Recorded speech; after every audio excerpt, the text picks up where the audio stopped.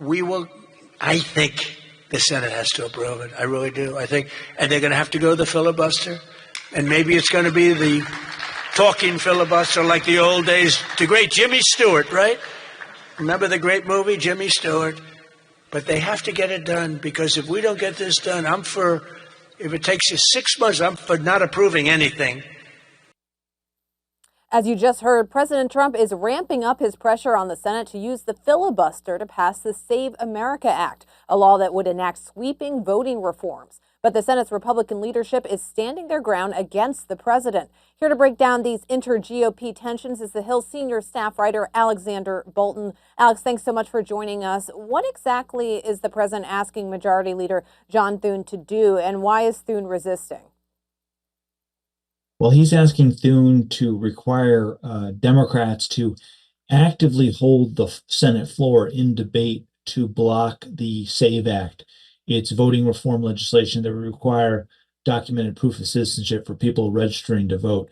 Now, the talking filibuster, which Trump alluded to in his comments, is kind of what people think of the Senate filibuster generally, from that movie that that he talked about, where you would actually hold the floor debate. You'd have to stand up for hours and hours on end on the Senate floor. Of course, he's talking about Jimmy Stewart and Mr. Smith Goes to Washington. And so what that would require is that the Democrats hold the floor around the clock to resist the SAVE Act from advancing. Right now, the way the filibuster works, it isn't in that cinematic way portrayed in the movie.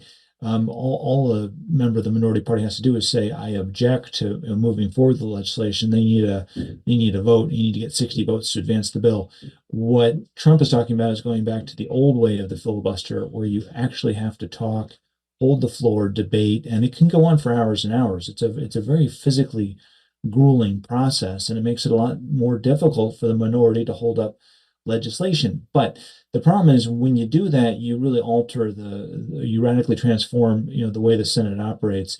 You would have to have the majority party on hand to constantly, vote down the various amendments the Democrats call up against the bill.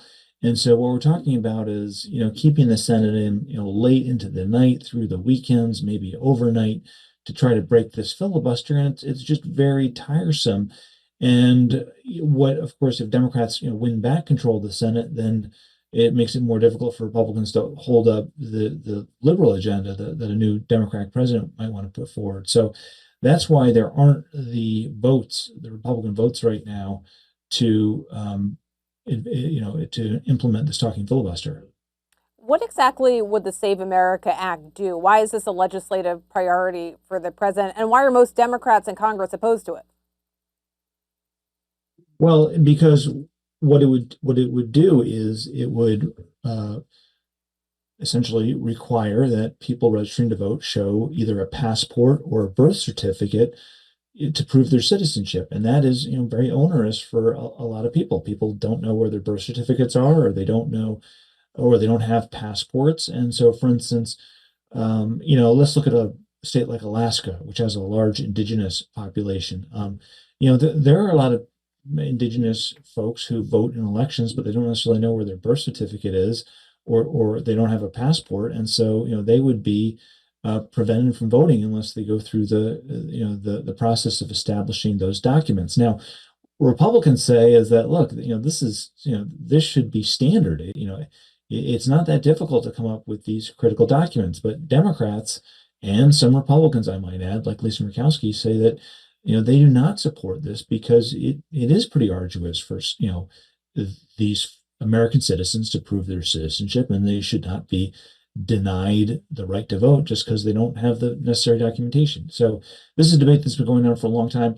The other thing the legislation would do is require state authorities to go through the voting rolls and to purge inactive voters. And so that is something that would kick people off the ballot if they're not regular voters. And so, I'm sorry, kick people off the polling rolls if they're not regular voters. And so that's another problem that the Democrats raise. President Trump is threatening to shut down legislative activity unless the SAVE Act passes. What does this mean for the GOP's agenda and for Congress's overall agenda? Well, there are things that the Republicans want to get done. And so, for example, there is housing reform that's on the Senate floor right now that has strong bipartisan support. And, it will become law if Trump signs it, but he's threatening to, hold it up as to use as leverage over the Senate. And Republicans aren't happy about that because it prevents them from, enacting legislation that they feel can help Americans, better afford housing.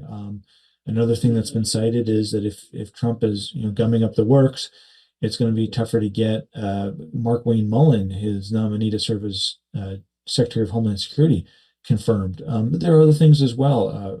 Potential DHS funding deal to reopen the Department of Homeland Security, which has been closed since February 14th. Now, White House has indicated that Trump would sign that into law, but that is one of myriad priorities that Republicans want to get done. And the other thing is, I think more broadly speaking, Republicans want to show in an election year that that they can govern. And so when you have the president shutting down the Congress when Republicans are in control of the Congress, it's just not a good look heading into the midterm elections.